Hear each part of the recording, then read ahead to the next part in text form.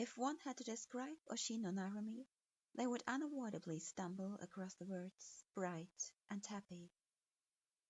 She was a precocious and curious child, and loved nothing more than running off and exploring the world around her.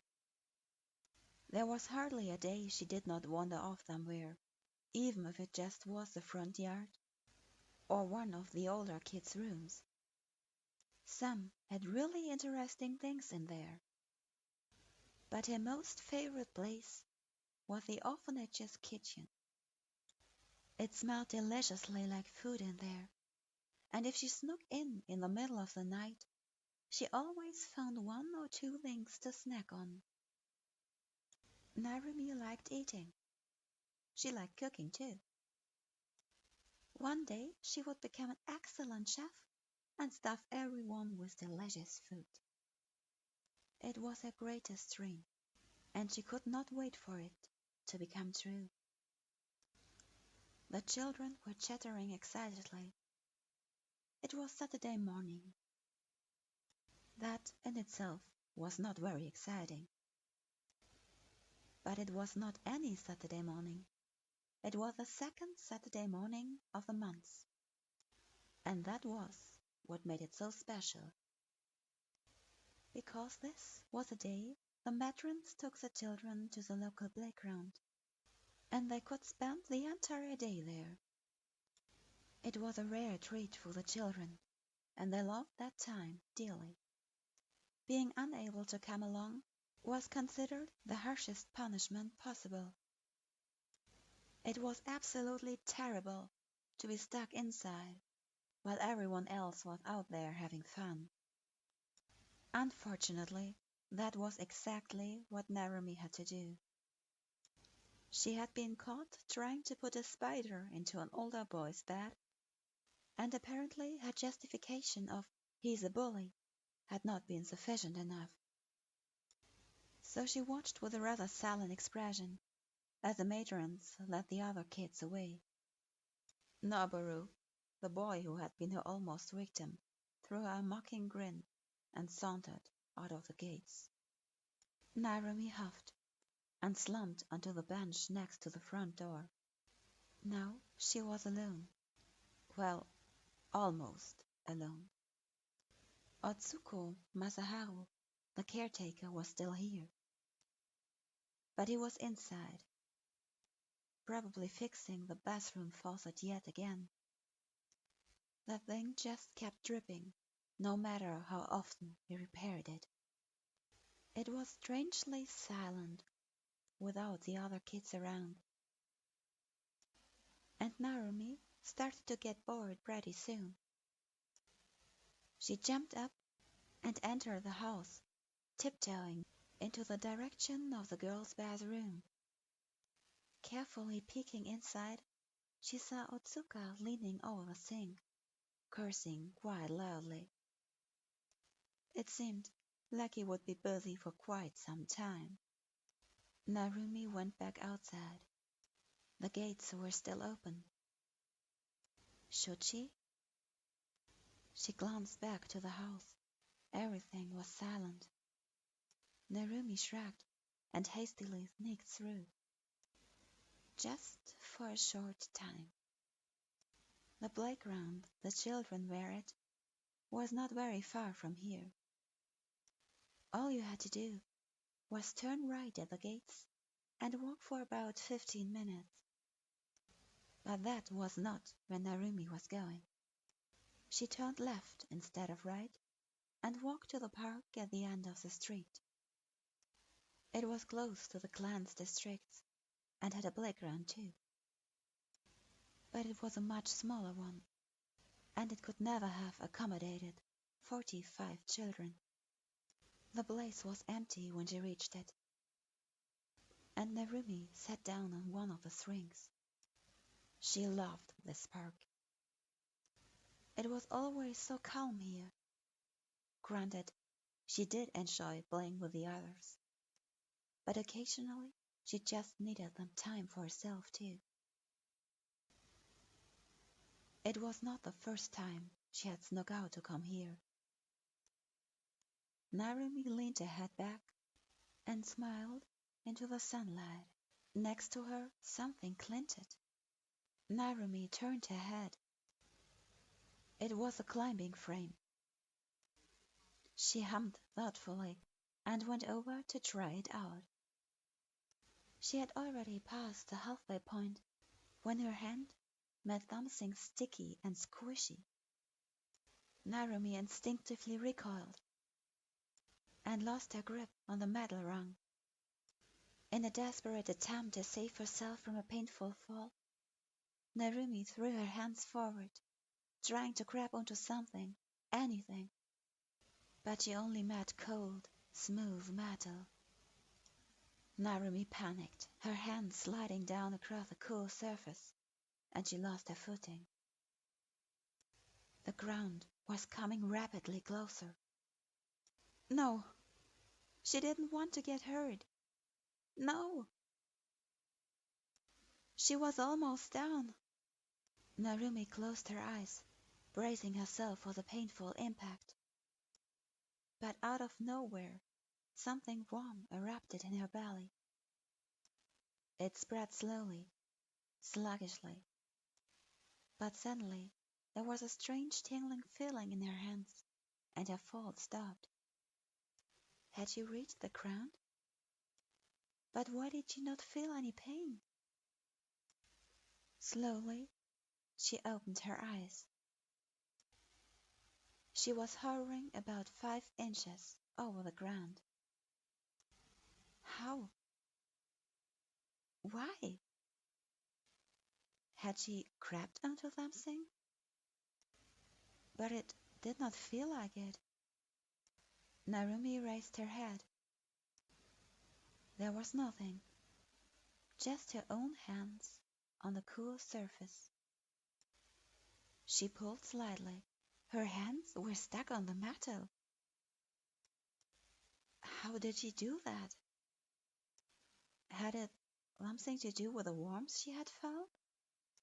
Curiously, Narumi tried to feel for it again, but she was suddenly interrupted by a calm voice. Stop. Narumi turned her head. A man had appeared next to her, his strangely blank eyes fixed on her with a vague expression of veiled interest. Focus on your hands, the man instructed her. Direct the warmth back to you, and slowly let go. Narumi blinked and turned back to look at her hands, commanding the warmth back into her body. It felt strange, but it seemed to work. The warm feeling receded, and Narumi suddenly dropped down. She breathed in relief when her feet finally hit the ground. Thank you, she said politely to the stranger who had just helped her. He was still looking at her with those strange eyes, and simply inclined his head in acknowledgement of her thanks.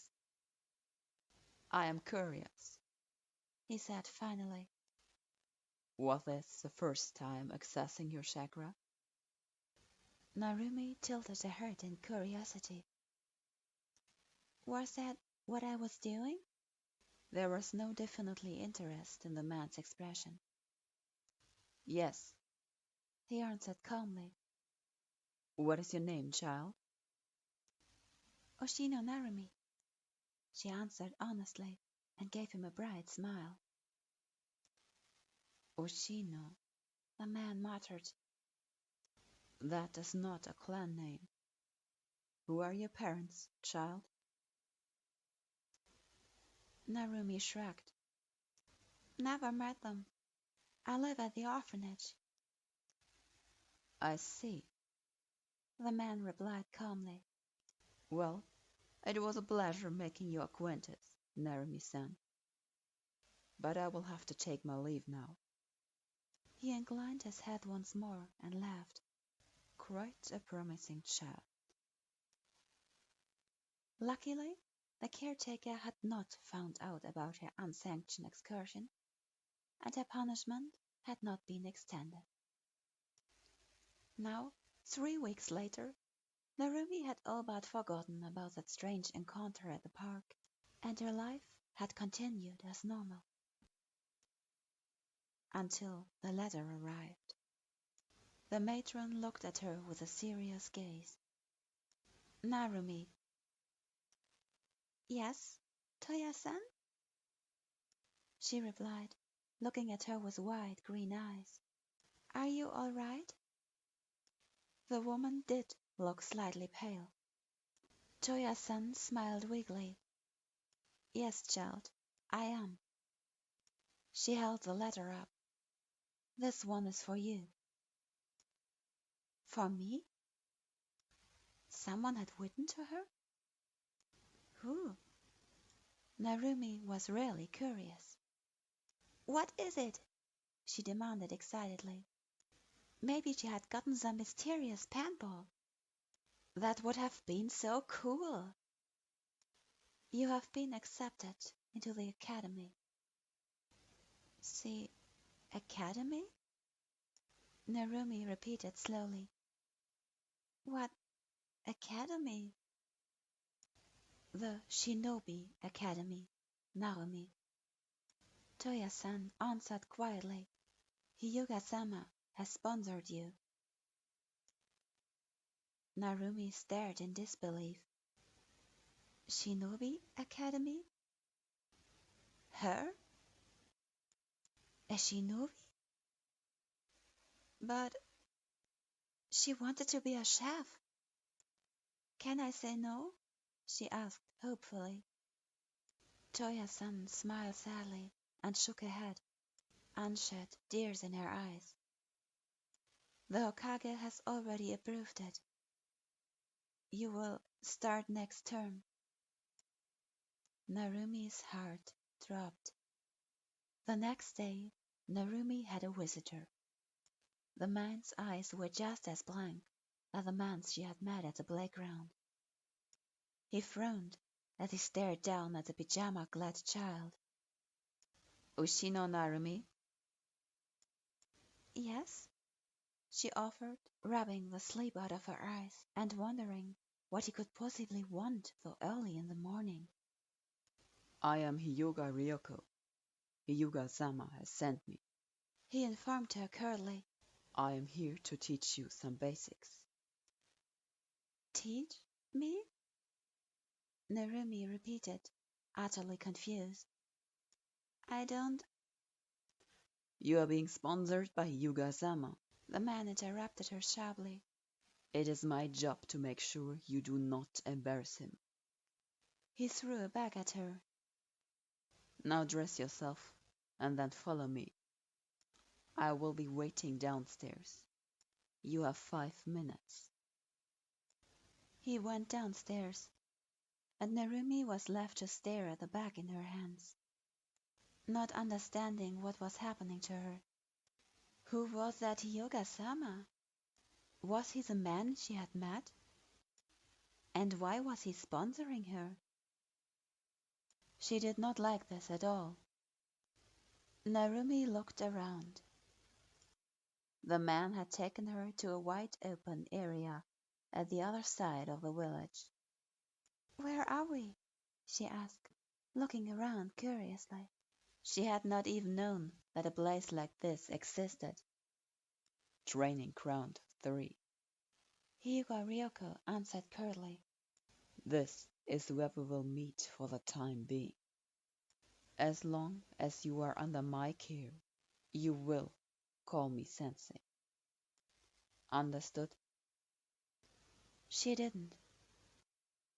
Yes, Sensei, she replied anyway.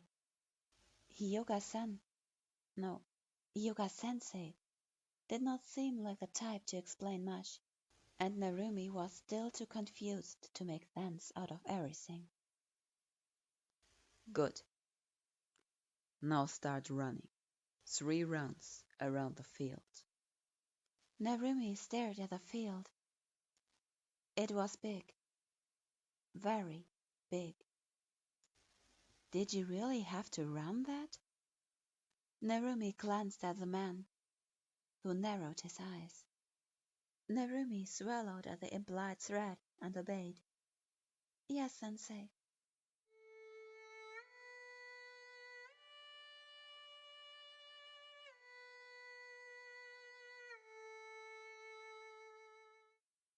Pathetic. her sensei told her coldly, looking down at her collapsed form. You barely managed half of it. Narumi avoided his gaze. She had never been one for long-distance running. She was more of a sprinter instead. We will have to work on that. The man declared and picked up a leaf. Now let us see if your chakra control is as terrible as your physical condition. He raised an eyebrow and added cynically, Unless you prefer to continue prostrating yourself on the ground instead. Narumi blushed and hastily jumped up. She took the offered leaf. What do I do with this, sensei? She asked, carefully avoiding the man's gaze. Use your chakra and stick it to your forehead. He answered calmly. Stick it to her forehead? Like she had done with her hands? Narumi put the leaf against her head and concentrated on the warmth, directing it to her forehead. The leaf shattered and disintegrated. Again. Hyuga-sensei demanded sharply. Narumi plucked another leaf from one of the bushes and tried again. The leaf fell down. Again. In the end, it took her 5 tries to get it to stick. Hyuga-sensei nodded, and for the first time this day, there was something like satisfaction in the man's eyes. Acceptable. Narumi felt herself relax. That was the first almost compliment she had gotten from him. Perhaps he would let her go home now, and this, whatever it was finally over? Then we will proceed with the next exercise. Do you see this tree? Go and walk it up. Narumi sighed. Yes, sensei. It was way past midday when Hyuga-sensei ordered her to stop. That will do it for now. Narumi had never felt happier. We are done?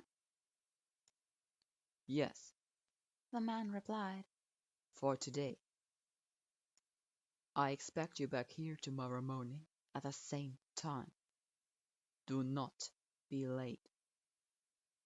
He added, giving her a warning look. Until then, I expect you to read this. He dropped the book into her hands. The first 6 chapters will do for today. Make sure to memorize it. I will question you on the contents tomorrow. Narumi's shoulders sagged. It seemed she was really not getting out of this. Yes, sensei. When Narumi entered the training ground the next day, she was still feeling quite tired and her muscles were aching. She had only managed 3 of the 6 chapters last night, before she had succumbed to exhaustion. Good. Her sensei's voice greeted her. You are on time. Good morning, sensei. Narumi muttered quietly. The man eyed her critically. You look tired. We will start with a slow jog today. Run round. Narumi nodded, but did not get going. Sensei? She began tentatively. The man raised an eyebrow. What? Speak clearly, child. Narumi swallowed and lowered her head. The book, I only got to 3 chapters. I fell asleep. There was a long moment of silence, and Narumi fidgeted under his cold, judging stare. Make it 2 rounds. Hyuga-sensei finally said. Narumi nodded. Yes, sensei.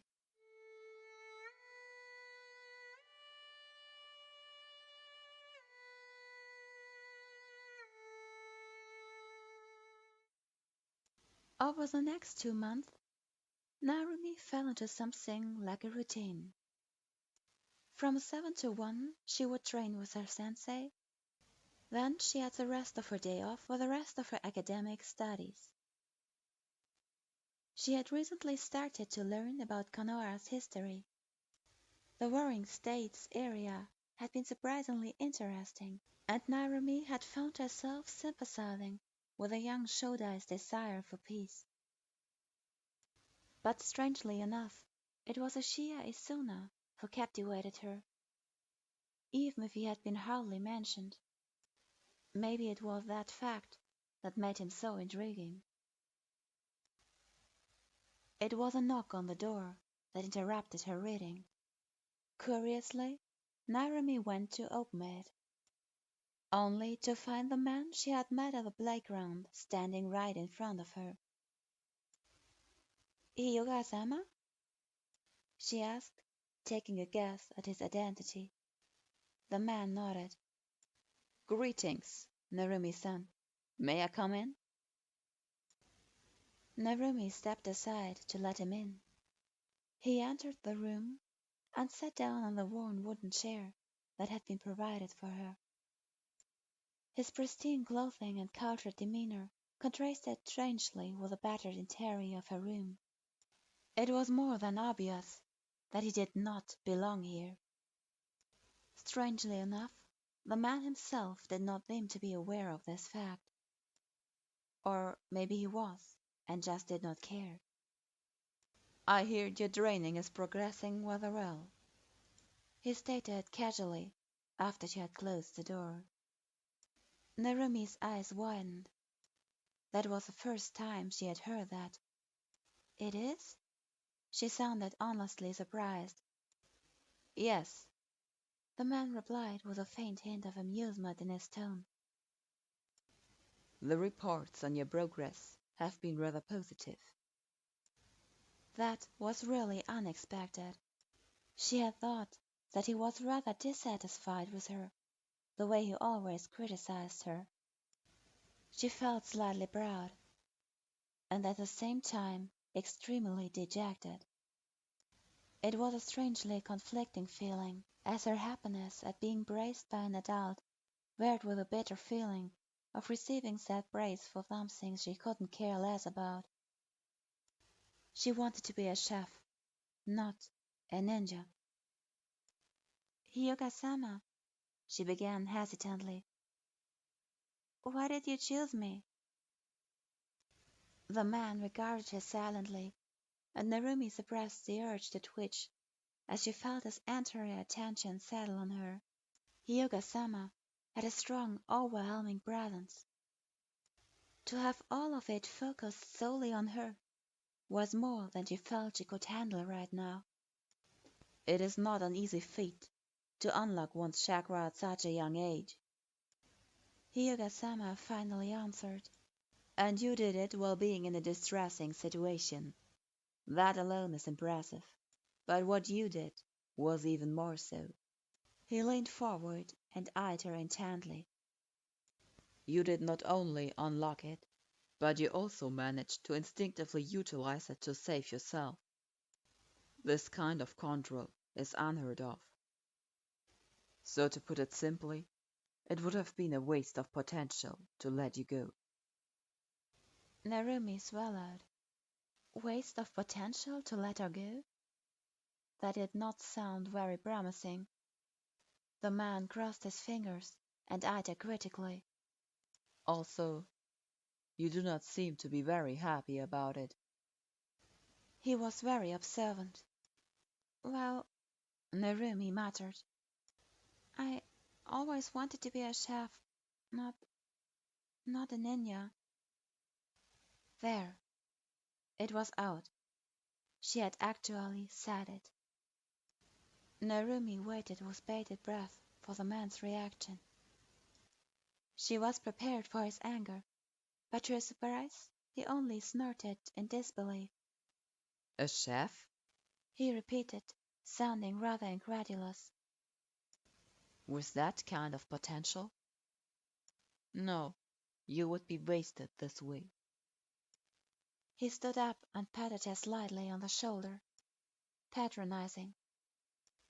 Get that ridiculous idea out of your head, child. And keep training hard. You will make a fine kunoichi. He said his goodbyes and left as quickly as he had come. Narumi stared at the door, soundless tears running down her cheeks as the dreams shattered in front of her. Hyuuga-sama has ordered me to up your training. Hyuga-sensei told her when she reached the training ground the next morning and pinned her with a sharp gaze. He also told me of your ridiculously low ambitions. A hand grabbed Narumi's chin and forced her lowered head up. I have not wasted my time training you for months just for you to run off and cook noodles. His voice was filled with derision. Are we clear? Yes, sensei, Narumi answered, her heart beating rapidly. Good. The man released her abruptly. We will be working on your taijutsu today. You will spar with me. Narumi nervously licked her dry lips and rubbed her aching chin. She had the uncanny feeling that her sensei was going to use this opportunity to beat the message in. Hyuga-sensei had not lied when he had told her that they were upping her training. She had only 1 month left until the semester started, and her sensei seemed intent on squeezing in as much training as he could. Apparently, he had taken it as a personal affront that his pupil did not want his teachings, and was even stricter in his lessons than before. Narumi found herself on the ground more often than she was actually standing upright.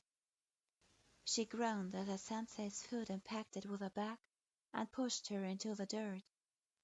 You are dead, he admonished her, slightly increasing the pressure to get his point across. They had been simulating a hunting game. Only this time the prey was not an animal, but rather Narumi, who was supposed to await capture. She had failed, badly. We will try again. Hyuga-sensei lifted his foot. You have 5 minutes. Run.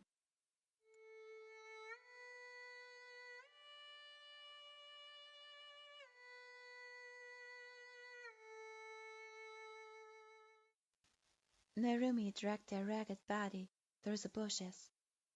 She was panting with exhaustion. A tiny trail of blood was dripping down her left leg, where a kunai had grazed her. A sudden rustling sound had her whirl around. Narumi could feel the blood rushing through her veins, and her heartbeat thrummed loudly in her ears. She tightened her grip around her kunai and went as tense as a bowstring. For a heartbeat or two, she debated whether or not she was better off running. But it was already too late.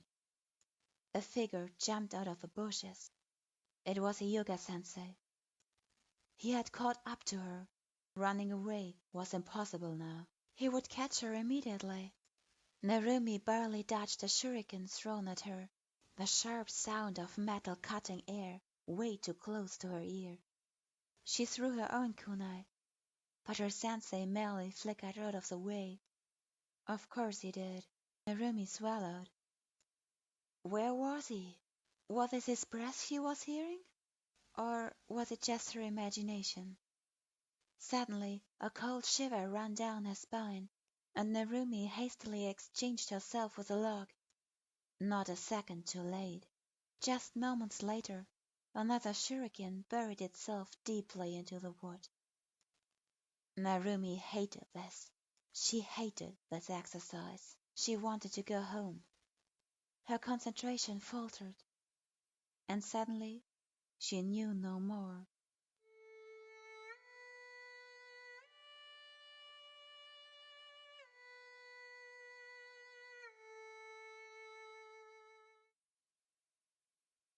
She woke with a terrible headache, and groggily opened her eyes. The light was almost blinding. Narumi tried to raise her arm to shield her eyes, but it did not move. Her other arm did not move either. That was the moment she realized that there was something rough against her bruised back. You have woken up. Narumi raised her head to see Hyuuga-sensei standing right in front of her. His face was expressionless. "Sensei?" she asked, feeling rather confused. You failed again. The man informed her coldly. As punishment, you will remain tied to this tree until I see it fit to release you. Narumi's eyes widened. "What? Sensei?" Hyuuga-sensei turned around. I will be back in a few hours. Maybe. I suggest you use that time to review your homework. He flickered away. Narumi leaned against the trunk. Her head hurt, and her body was bruised all over. And now she was tied to a tree, with no way of getting out. She was so frustrated, she wanted to cry. There was no way she was going to wait here for hours. She wanted to be home. But she was tied up. She had no idea what to do. She was frustrated. She was helpless. She was such an idiot. How could she have forgotten about the book Hyuuga-sensei had made her read yesterday? There was a technique mentioned in there, a yatso, to dissolve knots. She had been so out of it, she had completely forgotten about it, and Hyuuga-sensei had even given her a gigantic hint. Narumi closed her eyes and concentrated. It took her half an hour before the ropes fell down her hands. She sighed in relief and slowly limped back home.